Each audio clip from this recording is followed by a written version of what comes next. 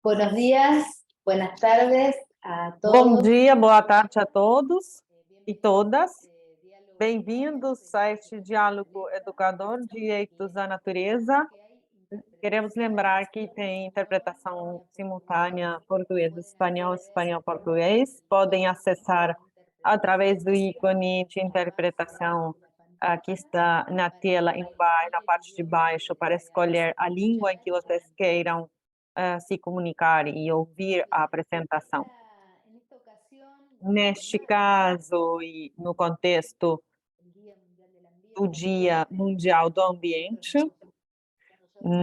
nós fazemos diferentes atividades neste mês, realizamos este diálogo neste contexto do Dia Mundial do Ambiente para refletir sobre o conceito de direitos à natureza, o preâmbulo da Carta de Cidades Educadoras diz que a sociedade está avançando em uma profunda crise ecossocial e que isso coloca em risco a vida de uma parte importante da humanidade e que isto caracteriza o declive dos recursos minerais básicos para a sustentação da economia, da mudança climática, ameaças pandêmicas e a perda de biodiversidade que impulsionam e como também aponta a comunidade científica uma profunda transformação da organização social e econômica. Por isso, pensamos que direitos à natureza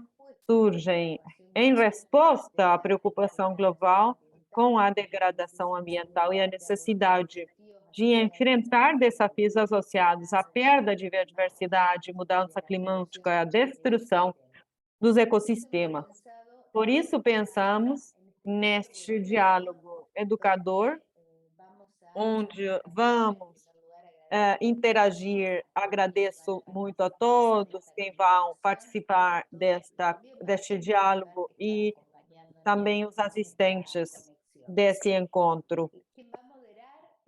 Quem vai fazer a moderação do painel é Pilar Bueno, ela é a atual subsecretária de Mudança Climática e Transição Ecológica Justa da Prefeitura de Rosário. Pilar é pesquisadora de CONICET aqui na Argentina, foi representante da Argentina na comissão negociadora da Convenção das Nações Unidas sobre a Mudança Climática, participou como membro e co-presidente desse comitê de adaptação à convenção que mencionamos. Também é diretora de Centro de Estudos de Políticas Ambientais da Faculdade de Ciência Política e Relações Internacionais da Universidade Nacional de Rosário e desenvolve também tarefas no Departamento de Ambiente e Desenvolvimento. É também professora nessa universidade e de outras universidades do nosso país. Queremos e temos muito prazer em que Pilar esteja conosco e introduza o tema e compartilhe conosco e com vocês e com os representantes das cidades este diálogo. Obrigado, Pilar. Nesta mesa também foram convidados para o diálogo representantes da cidade de Cochabamba, Bolívia, a engenheira Stefania, não, desculpa, Medina, que ela é do Departamento de Gestão de Resíduos Sólidos Líquidos. Depois a Rassola também, do mesmo departamento, da cidade de Cochabamba, Bolívia. Bem-vindas as duas. Vão nos falar desde Cochabamba. Da cidade de Vilcabamba, Argentina, está conosco Ramon Murzila, ele é diretor de turismo da cidade de Vilcabamba. Bem-vindo, Ramon, e obrigado por estar aqui conosco. Do Quito, Equador, está aqui a advogada Maria José Mojana, que ela é especialista em mudança climática da Secretaria de Ambiente. Bem-vinda, Maria José. E desde a cidade de Curitiba, Brasil, está conosco Leila Maria Sen, que é a diretora do Departamento de Educação Ambiental da Secretaria de Ambiente da cidade de Curitiba. Bem-vinda, Leila, também. Bem-vindos todos. Passo a palavra a Pilar, que vai moderar o painel. Muito obrigada. Obrigada, Laura. Um prazer estar aqui com todos vocês. Obrigada pelo convite à nossa cidade e também pelo convite que me fizeram. Nestes primeiros minutos, eu vou fazer um percurso conjunto com vocês sobre este tema tão significativo que são os direitos da natureza. Gostaria de fazer algumas referências que acho que são chave para isso e são introdutórias, porque depois são os diferentes representantes das cidades, que já falou Laura, e com quem eu estou agradecida de compartilhar este espaço, e vão poder contar as experiências concretas de cidades da América Latina, nas quais há casos muito importantes para compartilhar e avanços sobre os direitos da natureza e como isso está sendo aplicado, está aplicada esta questão. Neste sentido, o primeiro elemento que Laura também falou é quais são os elementos chave da nossa conversa que tem a ver com a crise climática da qual todos nós, a nossa geração atuais e as futuras, vamos saber e conhecer e ter mais profundidade. Essa crise climática tem uma multiplicidade de manifestações e efeitos adversos se expressam nas comunidades e nos territórios com mais vulnerabilidade. E, ao mesmo tempo, há uma sinergia negativa e cada vez mais provada em relação à crise da biodiversidade. A ciência climática e a ciência da biodiversidade nos diferentes painéis, como o IPCC, foram claros no contexto de pandemia. Tivemos acesso ao relatório sobre a sexta extinção massiva de espécies. Não há uma extinção em parâmetros de comparação em toda a história conhecida da humanidade é similar para as circunstâncias que nós estamos tendo. Nesse sentido, sabemos que cerca de 70% e 75% dos ecossistemas terrestres já estão com degradação. Essa sexta extinção massiva na sinergia negativa com a mudança climática gera um problema para a geração, não somente agora que vivemos da pandemia de Covid-19, também as crises da biodiversidade, da mudança climática, mas também para as gerações futuras. A ciência foi clara, já fomos avisados de que isto vai acontecer. Não podemos dizer que isto é uma informação pouco conhecida ou que a próxima pandemia vai nos pegar da mesma maneira, por surpresa, como esta que aconteceu. Também vamos dizer que estas duas crises também vivemos em outras crises que têm efeitos sinérgicos, como as que nós falamos, que é a crise energética está agravada pela guerra, que não somente temos a clara vinculação com a queima de combustíveis fósseis, mas também o próprio direito à energia. Essa é uma conversa que tem a ver com os direitos e com a correlação e a vinculação entre os diferentes direitos do homem e da mulher como parte da natureza que habitamos, que fazemos parte.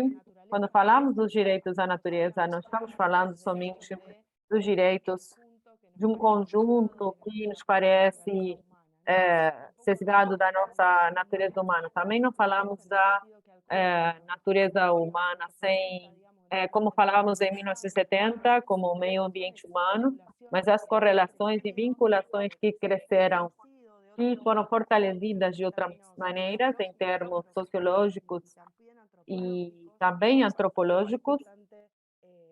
Acho que é importante continuar pensando desde esta perspectiva do pensamento e da construção política que convoca como cidades. Nesse sentido, todo o conjunto de crises que tem pontos de referência comuns, mas também de chegada, estão numa transição como um fator chave, um fator comum, uma transição que vai acontecer, que está acontecendo. Como atores e como cidades, temos um direito, uma necessidade, uma responsabilidade de tomar posição sobre as dinâmicas de transição. Muito tempo ouvimos que a transição é especialmente uma transição energética. Há uma vinculação clara com a crise climática, mas não é a única. Hoje em dia, precisamos, como pessoas e como cidades e como atores, compreender que essa transição tem cada vez mais eixos em que tem a transição identitária, pós-carbônica, como a dependência do carbono, como nós conhecemos, temos que repensar a nossa cidade, a sociedade, os nossos territórios, desde outras construções, perspectivas pós-carbônicas, que o carbono nos deixou onde nós estamos, mas para que essa transição seja justa, necessariamente temos que ter os territórios mais vulneráveis e as comunidades como atores protagônicos, porque senão o que vai continuar acontecendo é que justamente vão se gerar novas dependências, novos colonialismos, novas vulnerabilidades ou a profundização delas. Nesse sentido, a América Latina e o Caribe é uma região que se fez essas perguntas, nós nos ocupamos dessas questões e do papel das cidades e dos países nessa divisão internacional do trabalho, que desde o colonialismo para aqui até aqui, nós fomos fornecedores de recursos naturais, de matérias-primas. Isso aconteceu na América Latina, com as benções associadas a isso, uma construção dos recursos naturais, e o que nós fazemos com eles, como se constrói isso para o mundo, e justamente as transições, em particular a transição energética, mas as múltiplas, podem nos deixar em um contexto de maior vulnerabilidade, de afiançamento dos papéis subsidiários, exclusivamente de fornecedores de matérias-primas. Nesses processos de transição, falo do lítio, dos metais raros, estratégicos, entre outros. Essas perguntas de la naturaleza, las nuevas colonialidades. Perguntas em relação aos direitos da natureza, às velhas colonialidades, tudo é que é ecologismo político e tantas outras teorias que nasceram no nosso continente, já fizeram a pergunta, mas muitas vezes nós falhamos em pensar nas políticas públicas, porque as cidades têm uma oportunidade, mas também têm uma responsabilidade de poder estar como portadores-chave dentro dessa construção. Neste sentido, como está dentro dos exemplos que nós vamos falar, diferentes países da América Latina, e como a Argentina, nesse caso, eu gostaria de mencionar que o nosso acervo de normas, principalmente na Argentina, no caso da Argentina, o artigo 41 da nossa Constituição Nacional, que foi reformada em 1984, envolve o ambiente saudável, isso da responsabilidade de direitos. Temos uma construção muito sólida entre o vínculo dos direitos com o ambiente. Isso necessariamente não tem o mesmo olhar na construção de políticas públicas para as cidades. Isso é o que nós precisamos construir e fortalecer com esse olhar nas outras cidades da América Latina que estão trabalhando nesse sentido de uma maneira muito boa. Contamos também com orçamentos que não acompanham e necessitamos acompanhar esse federalismo que é tão importante em países como a Argentina, tão amplo e com biodiversidade tão vasta e com diferentes conflitos e questões meioambientais que passam por todo o nosso país. E nossas cidades são protagonistas, e, nesse sentido, uma das normativas é a Lei de Orçamento Mínimo para a Mudança Climática.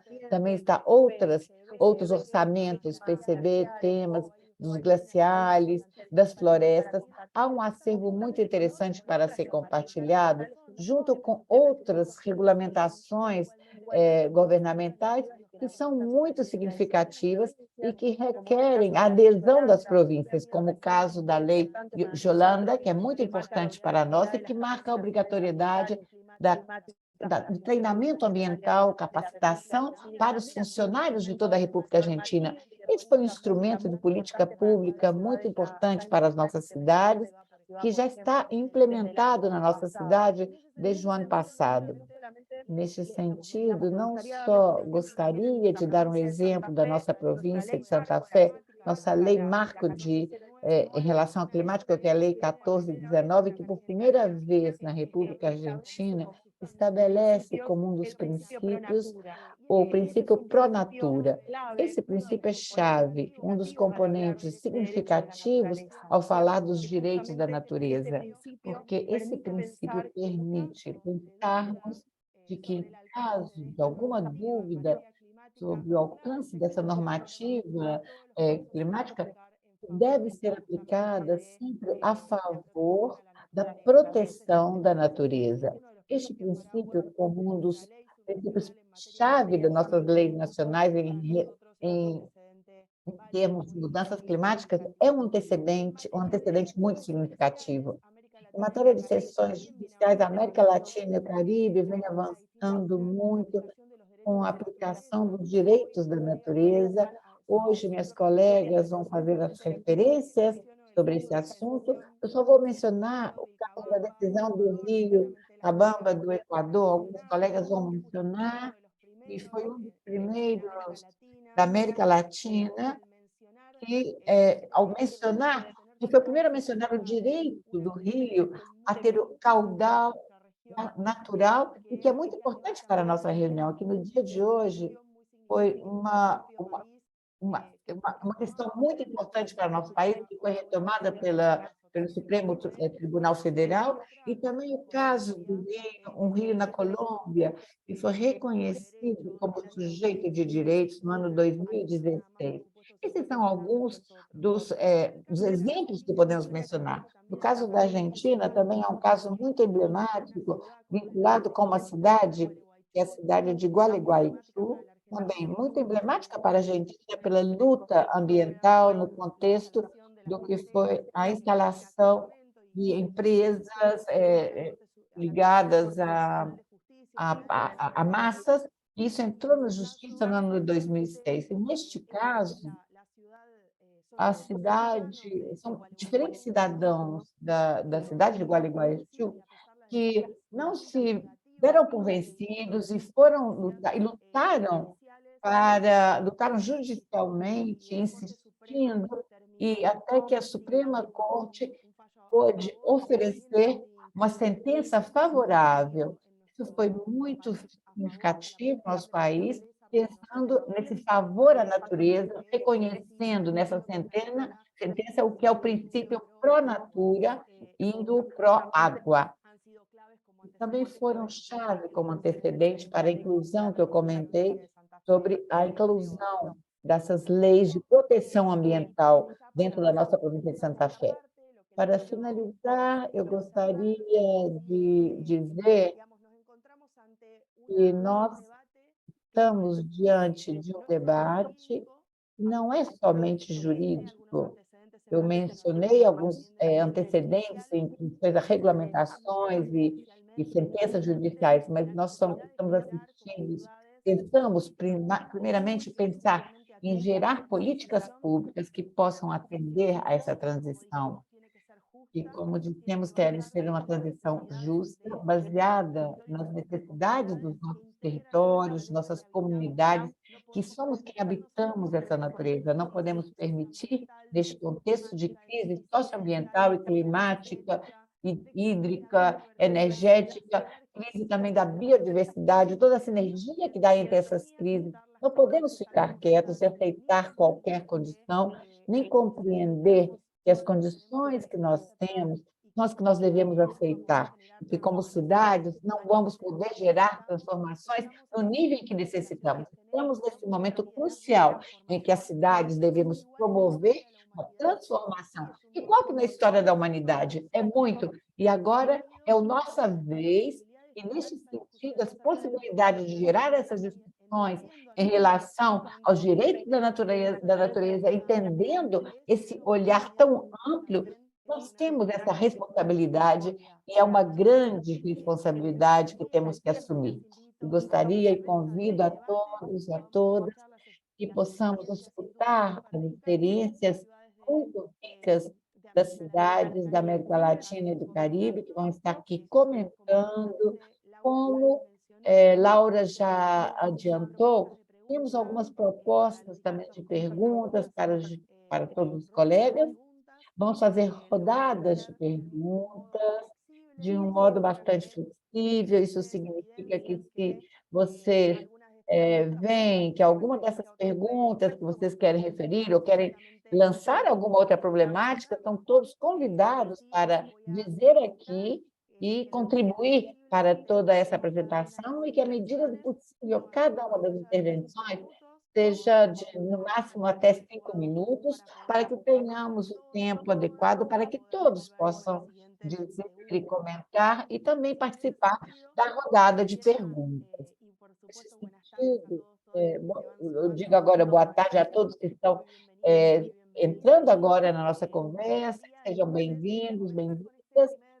Quero começar, então, com essa primeira interrogante, que tem a ver com o posicionamento, com o compromisso dos governos locais e que estão assumindo em relação à adoção e promoção dos direitos da natureza em suas prefeituras, em suas cidades, em suas jurisdições, e que possam comentar se já tem iniciativas, se existem políticas públicas específicas ou ações que vocês possam comentar e que estejam vinculadas aos direitos da natureza, e como isso vem sendo adotado, como isso vem sendo trabalhado em cada uma das cidades.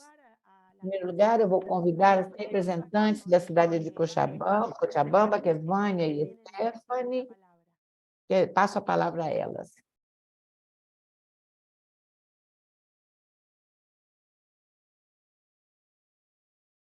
Vânia e Stephanie. Boa tarde, eu me apresento, eu sou Vânia Erbas, trabalho no Departamento de Gestão de Resíduos Sólidos e Líquidos, e, na verdade, Cochabamba teve um grande em relação à mudança climática, pelo fato de que nós agora não estamos passando por uma época de seca, e no inverno a seca nos afeta muito, pelo tema de que não estamos tendo uma grande quantidade de chuva para poder reforçar as florestas que nós temos nos nossos lugares, e os diferentes programas também de florestação que nós estamos vendo. Nós temos algumas outras iniciativas que são diferentes, um programa que faz reciclagem, impulsamos a reciclagem com coletores, com pessoas que estão na rua e pedimos que façam esse trabalho. Isso nos implementa em diferentes artigos para que possamos reciclar. Realizamos também diferentes programas nos colégios, nas escolas, com uma empresa que faz a coleta do lixo. Estamos com foco na educação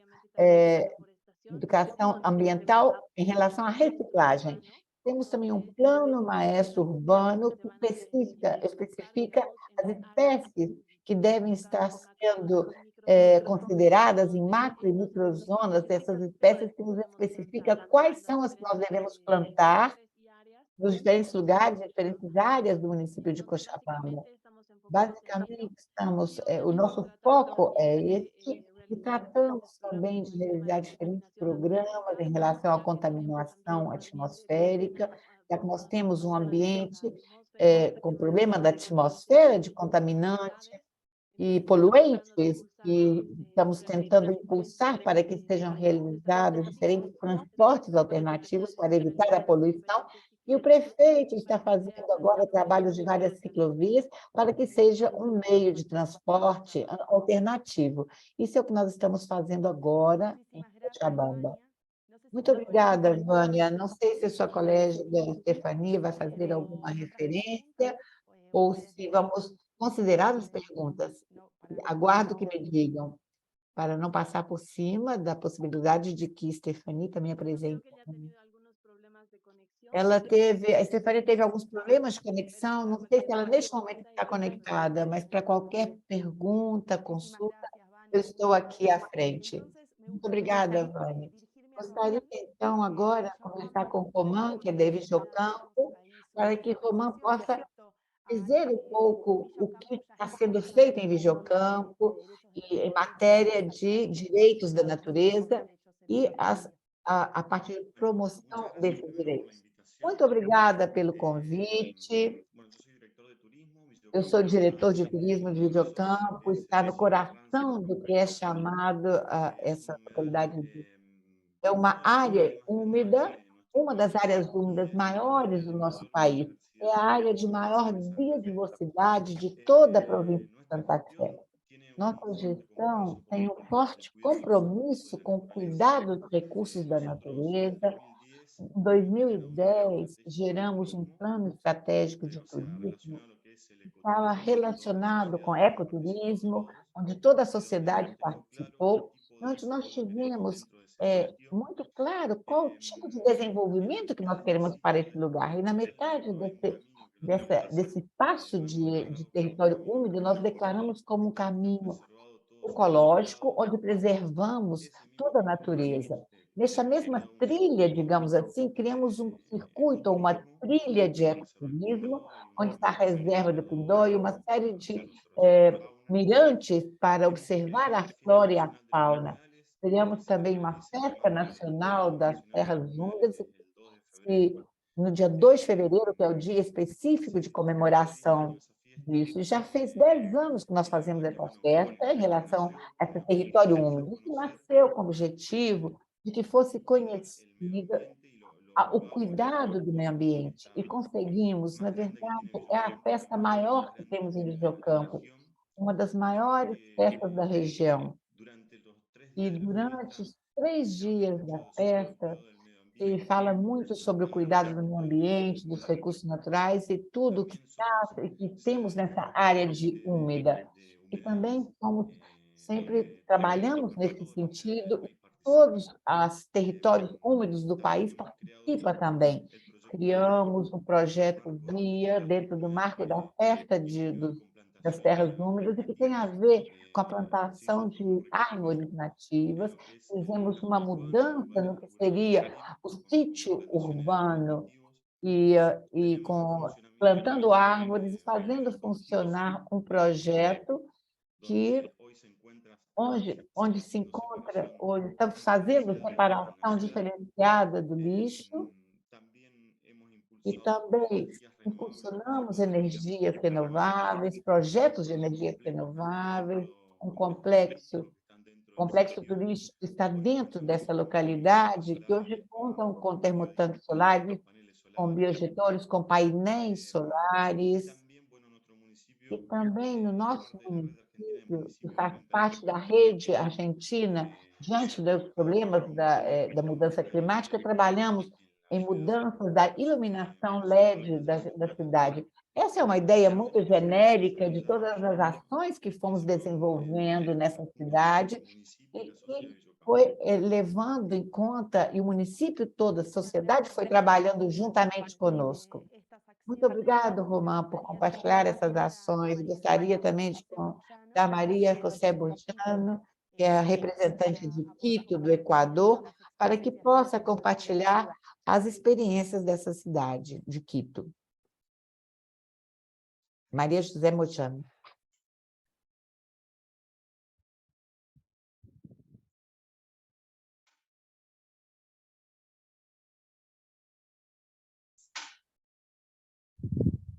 María José, ¿te encontrás en la Maria José, queria saber se você está presente, Maria José. Maria José Mojano. Enquanto isso, por via das dúvidas que tenha ficado sem conexão, podemos também fazer a mesma pergunta à Leila, para que ela possa compartilhar conosco. Leila é da cidade de Curitiba, do Brasil. Boa tarde, obrigada pela participação. Eu trabalho na Secretaria Municipal do Meio Ambiente de Curitiba, no Departamento de Educação Ambiental, e aqui o que a gente tem para passar da cidade de Curitiba, que o município desenvolve vários projetos e ações e programas enquanto conservação do meio ambiente em relação à qualidade de vida da população, e atingimos nessas práticas de sustentabilidade tanto escolas municipais, particulares, estaduais, condomínios, empresas, universidades, enfim, é um público bem amplo, onde trabalhamos várias ações, algumas inclusive compartilhadas com outras secretarias e instituições também. E nós acreditamos, né, que conversar sobre o meio ambiente é emergencial, que todos devem ser envolvidos, então quanto maior a parcela da população participando, melhor ainda. Na Secretaria do Meio Ambiente, especificamente, nós desenvolvemos alguns trabalhos relacionados a 3 eixos específicos, que são os eixos o eixo de recursos hídricos, na questão de conservação de rios e de nascentes, com o projeto Amigo dos Rios, que ele tem parceria com o governo do estado, uma verba destinada, garantida para 30 anos de atividades de sensibilização ambiental, de conservação dos rios e nascentes, da recuperação desses rios e também na questão de dragagem, dragagem desses rios, e para que a população faça as ligações corretas do esgoto, do sistema de esgoto, evitando a contaminação dos rios. Na questão das áreas verdes, que é o outro eixo, nós trabalhamos com um projeto aqui, que é 100 mil árvores para Curitiba, onde esse projeto hoje a gente já passa de 300 mil árvores, e a ideia é realmente que a população veja a importância da arborização pública, da arborização viária, para melhor qualidade de vida, não só com o embelezamento. Esse projeto 100 mil árvores é trabalhado, compartilhado com a Secretaria Municipal de Educação também, com os alunos, como a gente chama aqui, com as crianças, com os curitibinhas, né, que trabalham diretamente com isso. Trabalhamos ainda o Bosque Escola, que é um outro projeto também de bosques contíguos ou próximos às escolas, e no eixo de resíduos sólidos, Curitiba tem uma gestão muito forte nessa parte de gestão de resíduos sólidos desde 1989, até anteriormente a Política Nacional de Resíduos Sólidos, que é de 2010, onde nós implantamos a separação do lixo reciclável aqui desde 89, através do programa Lixo que não é Lixo e do Câmbio Verde. Então, atualmente, nós estamos com um projeto também, um programa chamado Eco-Cidadão, que envolve 40 associações formalmente concretadas pelo município de Curitiba, com cerca de 800 catadores de materiais recicláveis envolvidos, onde esses recebem total do lixo da cidade, do lixo reciclável para a cidade. E assim, a população, enquanto dentro da cidade, não tem como reclamar que não tem para onde levar qualquer tipo de lixo. Então, a gente tem aqui o lixo reciclável sendo recolhido, o lixo comum, o lixo orgânico, implantando a questão das composteiras, do projeto Composta Curitiba, tem o lixo eletroeletrônico e tem o lixo tóxico. Então, todos os tipos hoje podem ser encaminhados. Dentro dessa questão dos trabalhos, nós temos também uma parceria, todos os trabalhos, até por ser educação ambiental, nós temos grandes parcerias e parcerias que realmente ajudam muito a ter resultados positivos. Temos parcerias, assim, em grande parte com a Secretaria Municipal de Educação, com a Secretaria Municipal de Segurança Alimentar e Nutricional, com a Secretaria Municipal de Esporte, Lazer e Juventude, onde todos esses projetos são desenvolvidos juntos, buscando ampliar o número de pessoas envolvidas, tanto na questão teórica quanto prática, para terem resultados cada vez maiores. Nós participamos também entre as políticas específicas implementadas pelo município, tem algumas que se salientam, entre elas o programa voltado para a prevenção contra drogas e quanto ao incentivo da alimentação saudável, que é feito junto com a Secretaria de Educação, Meio Ambiente, Esporte, Lazer e o Meio Ambiente. Também a questão do incentivo da separação do resíduo reciclável pelo programa Eco-Cidadão. Aqui nós temos implantado o decreto 1252 de 2018, onde os órgãos públicos precisam mandar, tipo assim, necessariamente devem ser encaminhados todos os recicláveis para as associações de catadores integrantes do programa Eco-Cidadão. Outra política municipal forte que também é a questão da guarda responsável, junto aos animais, os gatos, os cachorros, o cuidado com a vacinação, o cuidado, sempre prevendo a questão de terem comportamentos para manutenção e bem-estar da manutenção das condições de conforto desses animais, né, e bem-estar dos mesmos. E ainda o sistema informatizado que a gente tem em Curitiba para licenciamento ambiental, onde todos os empreendimentos têm que obrigatoriamente passar e ter seu licenciamento ambiental. Enquanto mudanças climáticas, a partir de dezembro de 2022, inclusive, na Secretaria foi implantado no organograma o Departamento de Mudanças Climáticas e o Departamento de Energias Renováveis, e junto ao Departamento de Educação Ambiental, qual antes era uma gerência. Nesse Departamento de Mudanças Climáticas, a gente participa também do Plan Clima, né, do ICLEI, e onde tem várias ações com o C40, com outros países e as cidades também envolvidas, buscando sempre a questão da melhoria, da diminuição dos impactos que causam, né, a mudança climática, a diminuição dos gases de efeito estufa, e a questão também do aterro, onde o nosso antigo aterro foi transformado numa pirâmide solar, onde tem hoje instalado mais de 8.000 placas fotovoltaicas, né, para poder, que fazem parte também da recuperação da área onde funcionava o aterro sanitário. Então, é mais ou menos isso que a gente vem desenvolvendo. Muito obrigada. Muchísimas gracias, Leila. Súper interesante también la experiencia de... Muito obrigada, Leila. Muito interessante a experiência de Curitiba e o caso de Cochabamba, de Videocampo. Muito interessante todas essas experiências e gostaríamos de continuar escutando essas experiências. Eu gostaria de convidar também a Maria José Mojano de Quito. Tenho a impressão que já está conectada agora, Maria José. Não sei se você pode escutar a pergunta, que tem a ver com o posicionamento, o compromisso dos governos locais em relação aos direitos da natureza. Se você quiser contar de diferentes iniciativas que vocês estão realizando em relação a essa temática. Muito obrigada pelo convite. Eu estou aqui na cidade de Quito. Basicamente, como vocês já conhecem, o Equador é um dos países onde a natureza é considerada como um sujeito de direito.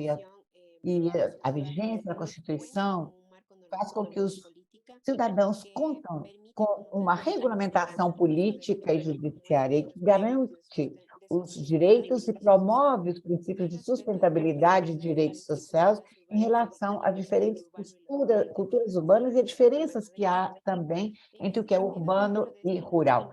Neste sentido, dentro desse marco constitucional, conforme o artigo 31 da nossa Constituição, os direitos na cidade estão baseados na gestão, nas funções da cidade e no exercício pleno da cidadania.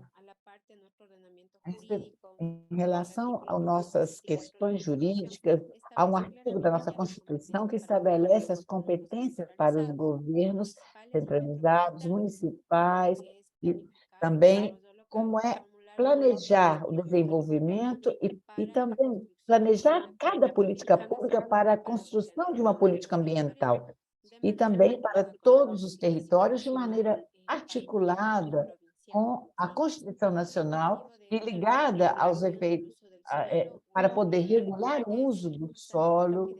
E isso é muito importante, porque daí está os direitos que está plasmado na Constituição e que deve estar afetado a todos os cidadãos.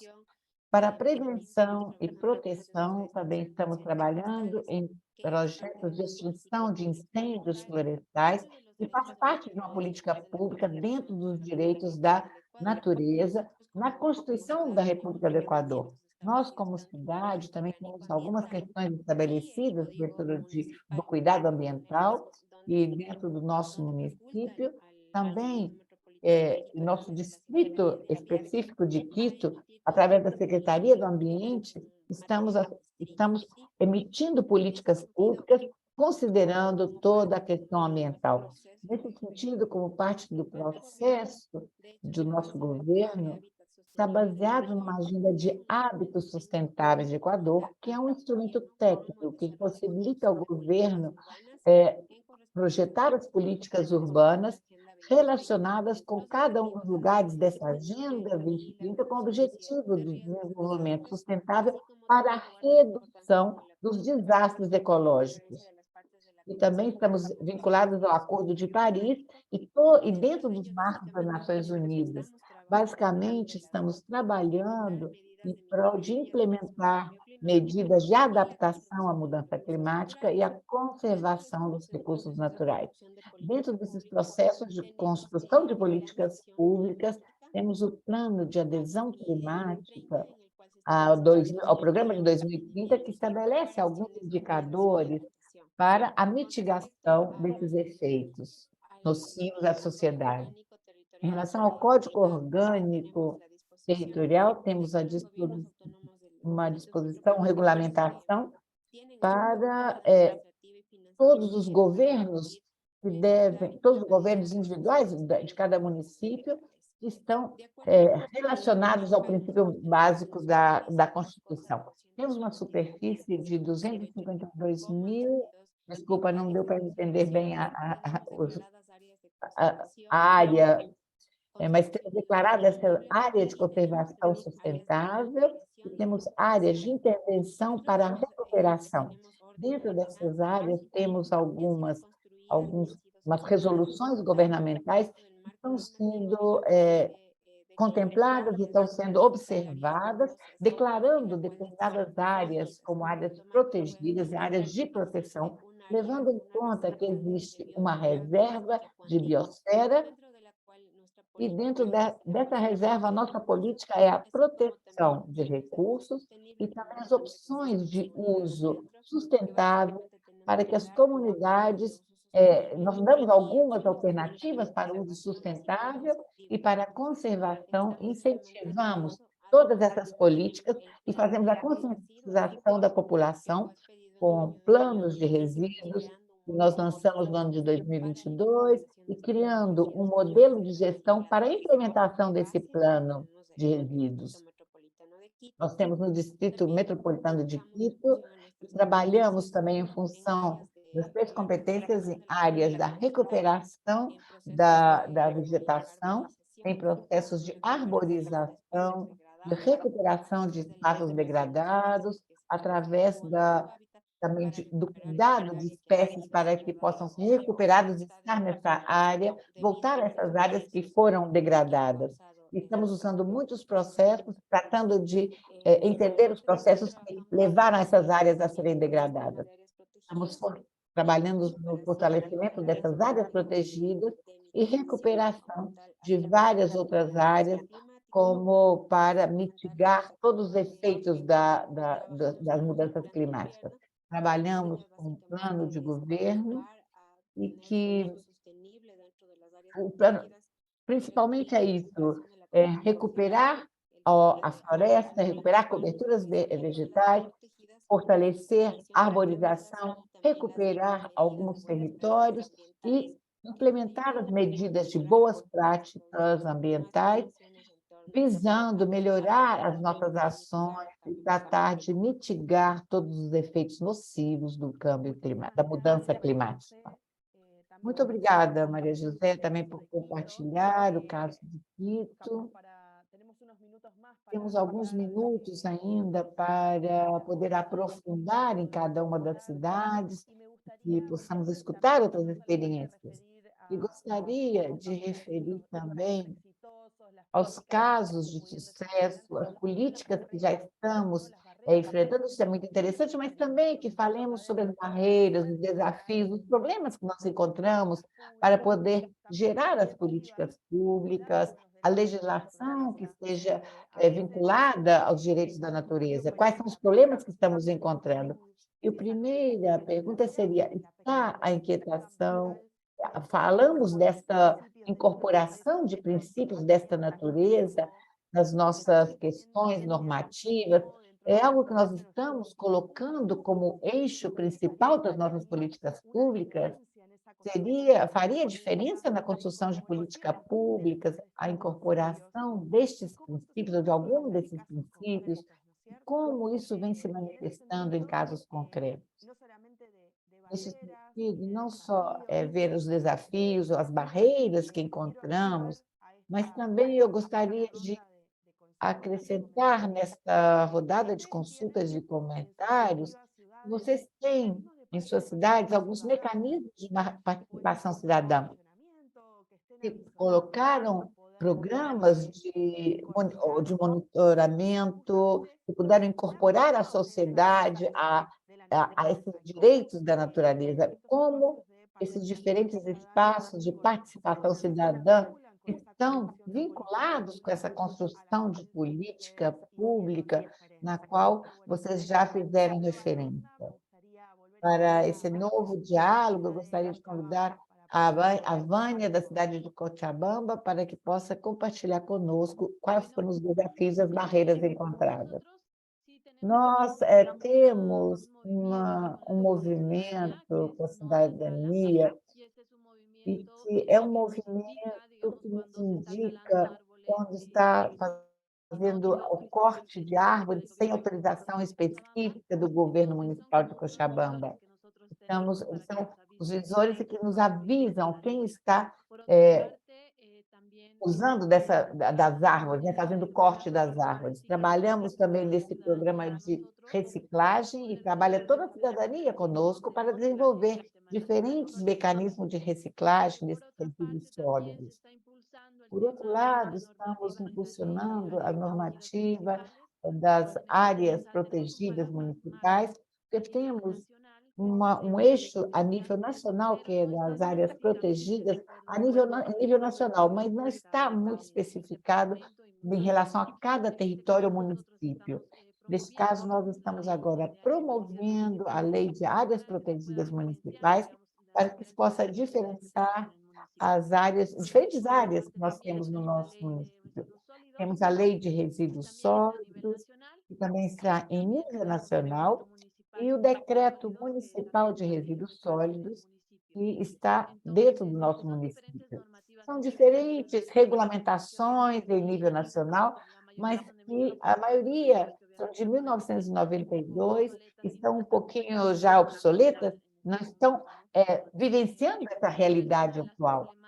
Mas entre as problemáticas e os desafios que temos para o futuro em Cochabamba, o principal é o assunto da água.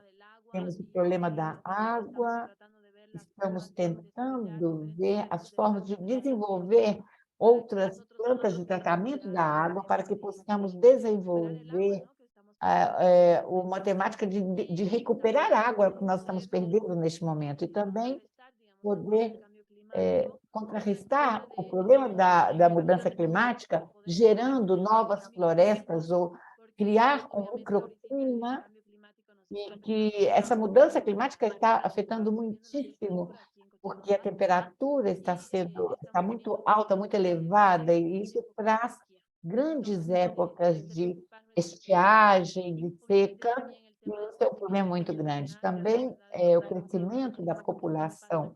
Nós não temos espaço para aumentar a cidade. Nosso prefeito está vendo agora alguns mecanismos para poder desenvolver um código urbano, para poder ver as diferentes temáticas e poder desenvolver, que a população possa ser desenvolvida de uma maneira adequada com a nossa dimensão territorial.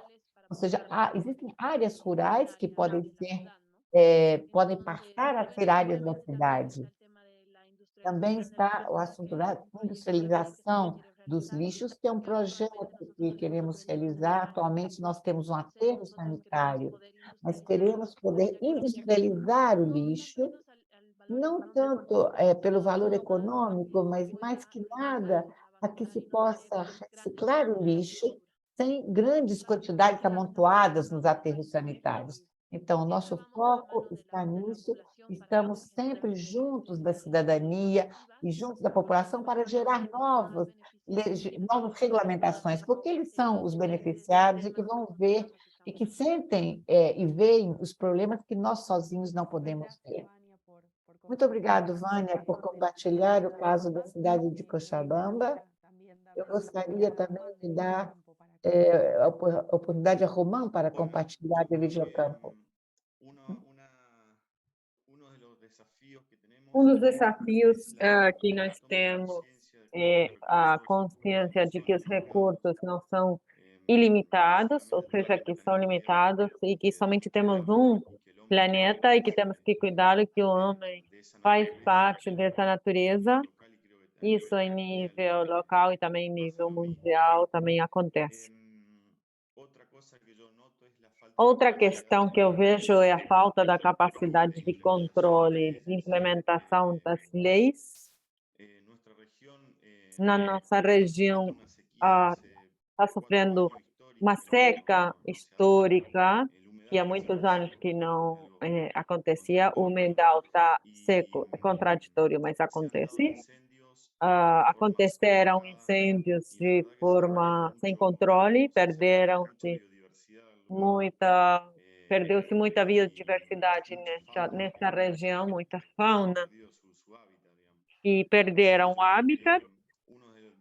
Acho que um dos desafios é poder tomar consciência do valor que tem para a vida, para o ser humano, que faz parte dessa natureza.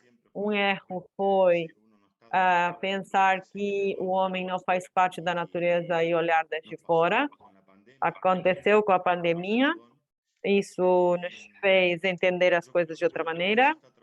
Hoje em dia está trabalhando na região com um projeto de conservação junto com a nação, de um parque nacional, de uma reserva nacional hídrica. Isto poderia ser muito bom para a conservação do lugar e para gerar recursos em nível local. É uma porção muito pequena das 500.000 hectares que tem o humedal, seriam 9.000 que vão ser conservadas, mas vai ser um passo muito importante. Este local tem a característica de que o cuidado foi feito pela sociedade. Trabalhou-se muito com as escolas, em oficinas, em workshops. Nós temos uma reserva que chama-se Apindoque, que é uma reserva municipal, que são 32 hectares, que tem trilhas e todos os anos recebemos 20 ou 30 escolas da região e serve porque gera-se muita consciência. Oferecemos workshops sobre mudança climática. Os colégios da região colocaram como tema referidos ao lugar, ao local, para que se conheça. Foi se tomando consciência, houve uma mudança, mas ainda falta para cuidar este local, que, como eu dizia desde o começo, é a área de maior diversidade da província de Santa Fé, por que não cuidar desta região? Também temos diferentes ações, como jornadas de recolecção de lixo com escolas e instituições. Temos um projeto que é formando uma árvore, cada pessoa que se forma vai plantar uma árvore. Também a participação no território. Lapindô é uma reserva que fomos criando com pessoas que moram nesse lugar e envolver.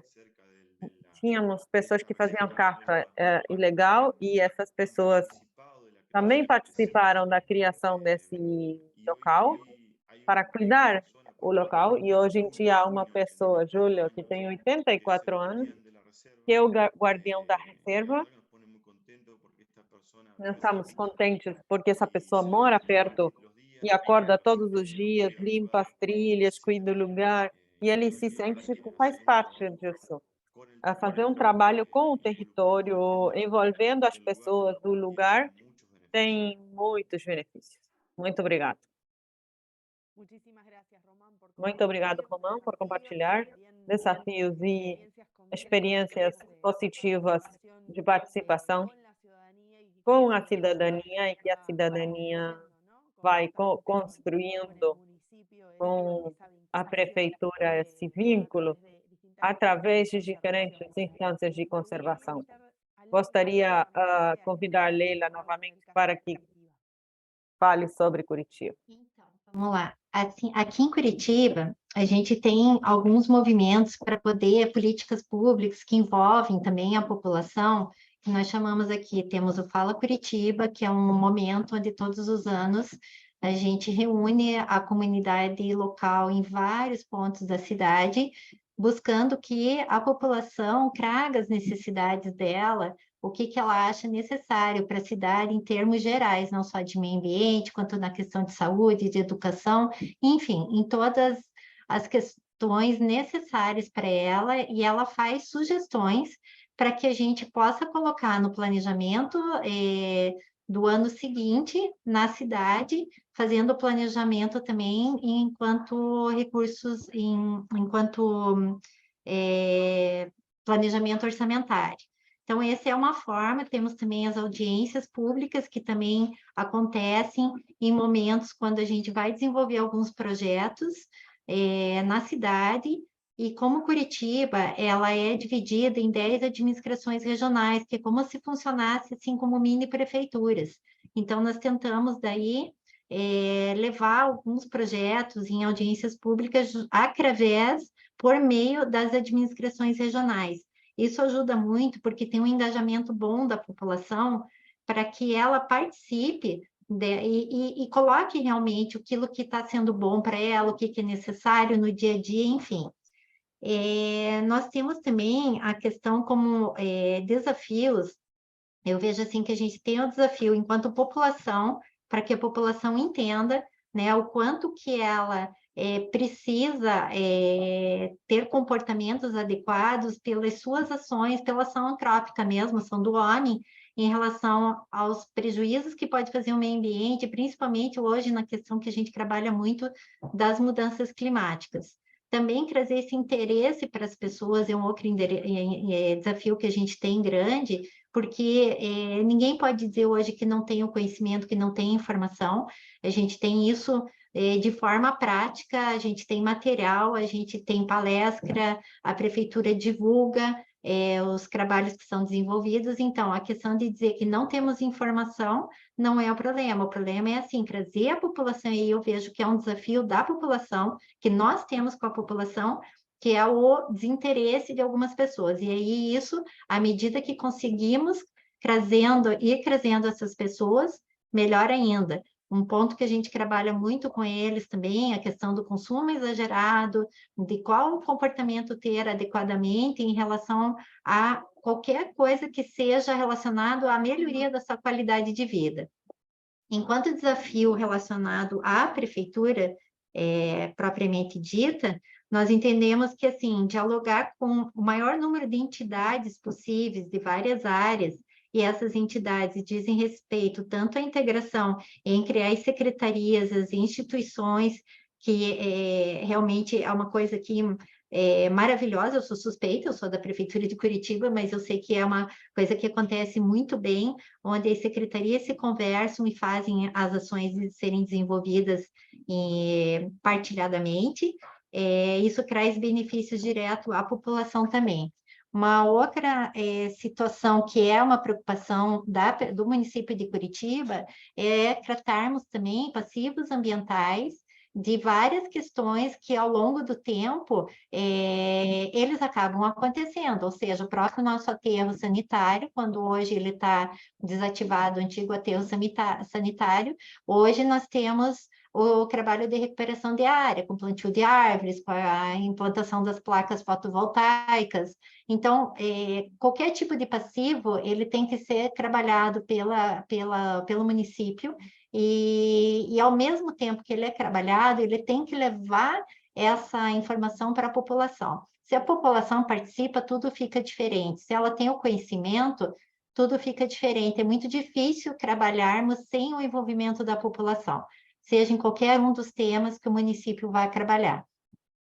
Outra coisa também que a gente acha importante, claro, que não só nós temos que saber a questão da priorização dos Objetivos de Desenvolvimento Sustentável, mas como isso é trabalhado de uma forma muito bacana também junto às escolas e também junto às demais secretarias. Hoje, as ODS são eu digo assim, um carro forte para a gente poder trabalhar todos os temas, seja a melhoria da alimentação saudável, seja o pessoal com fragilidade social, pessoal que vive em áreas de fragilidade ambiental, tudo isso está envolvido. A partir do momento que a pessoa, enquanto prefeitura, a gente consegue fazer com que a população veja que ela faz parte disso e que é a melhoria para ela, a gente consegue tendo resultados mais positivos.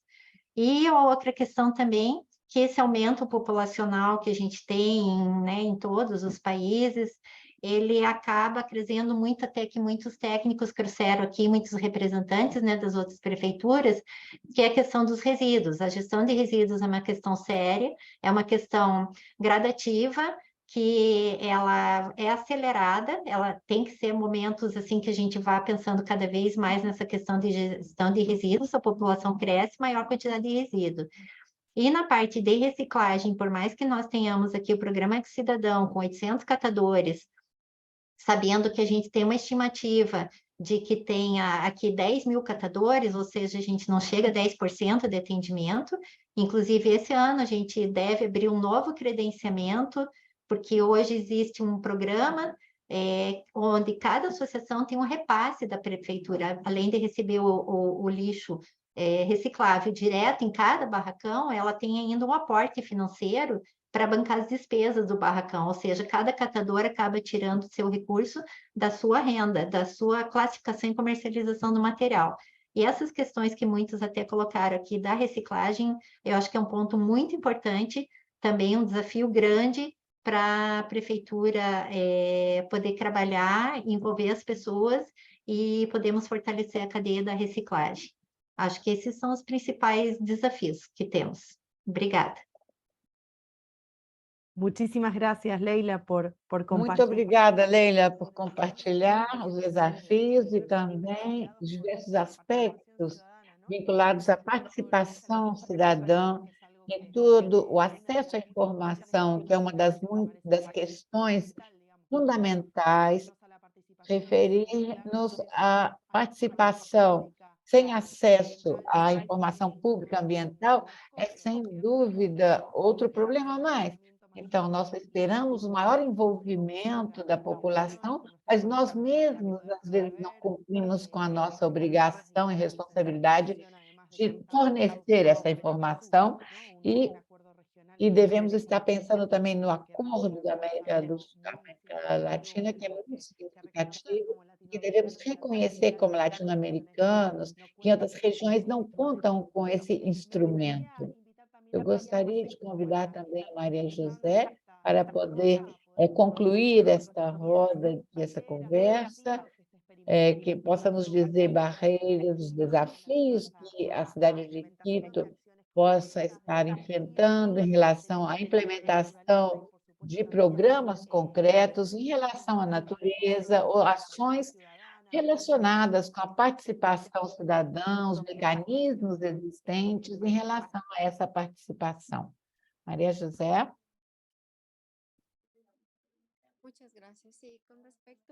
Muito obrigada.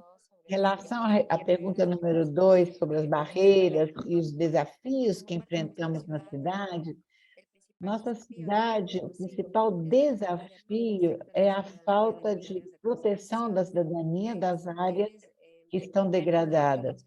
Dentro das nossas áreas de concentração urbana, não temos uma autorização administrativa que proteja o assunto do corte das árvores. Não há um envolvimento através de políticas públicas, não contamos com autorizações.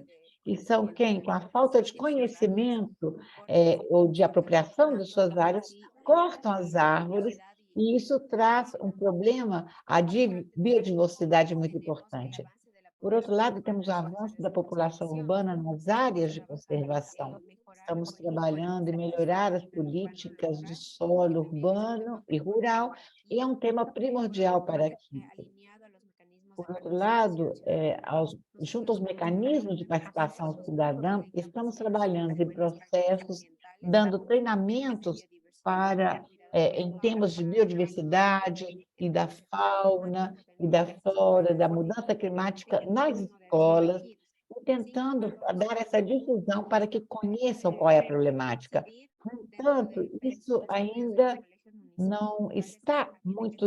As escolas públicas ainda não se envolveram muito como na política pública, dentro dos direitos das crianças, e que é o que nós precisamos é que as crianças cresçam sentindo-se partícipes desses direitos da cidadania, à ecologia e ao cuidado, mas precisamos de planejamento e estamos tentando fazer programas a curto prazo, em relação à biodiversidade, principalmente nas escolas, buscando participação das escolas, da cidadania, para que se apropriem desses espaços verdes, mas que conheçam sobre os direitos da natureza, do respeito e como isso incide dentro das políticas públicas, dentro dos planos de desenvolvimento territorial.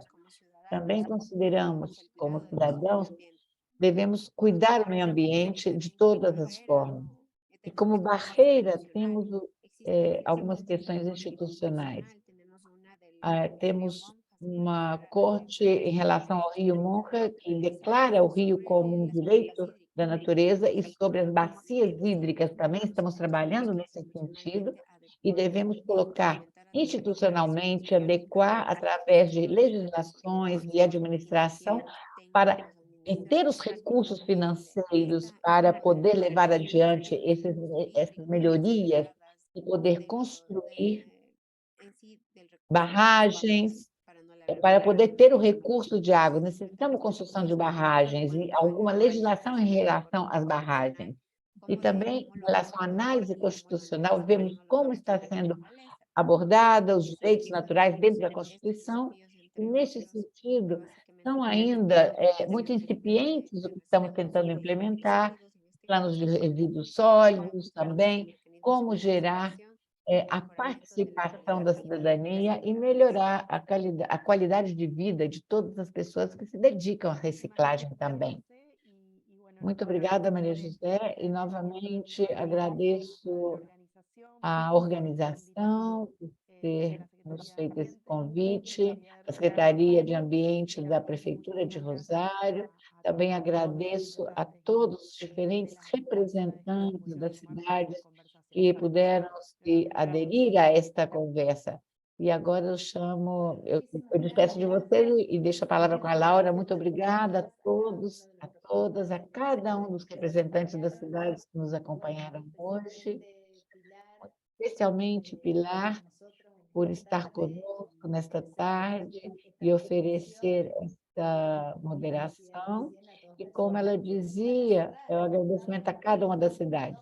Também quero contar desde onde estiveram acompanhando, as cidades que nos acompanharam: Argentina, Armstrong, Rio Quarto, Rosário, São Vicente, Santa Fe, Venado Tuerto; de México, la ciudad de Celaya, Morelia, Oaxaca, Playa del Carmen, São Pedro e Catepaque; de Bolívia, Cochabamba; do Brasil, acompanharam as cidades de Concórdia, Curitiba, Florianópolis, Guaporé, Porto Alegre, Santiago, Soledade, Palmeira e Santo André. Foi um prazer compartilhar com todas estas cidades e todas essas representantes das cidades, também a cidade de Quito, que esteve aqui no painel, e foi realmente um prazer. E nós acreditamos que esses espaços ajudam a que nos encontremos, que nos escutemos, e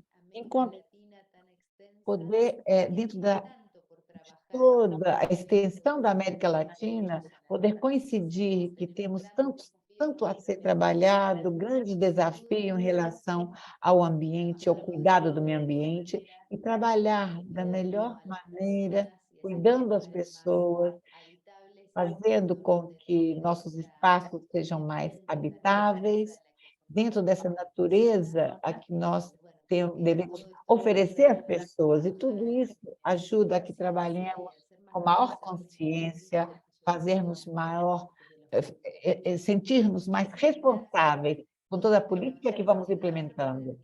Muito obrigada. Toda essa gravação vai estar disponibilizada para que vocês voltem a escutar e para que seja uma base de futuros intercâmbios e trocas de experiência. Muito obrigada. Até breve. Um abraço a todos. Obrigada. Chao, Román. Perdón que antes dije mal. Obrigada, Romã. Romã, desculpa que ao princípio eu disse mal o seu nome. Tchau, Tchau. tchau, tchau, tchau. Tchau.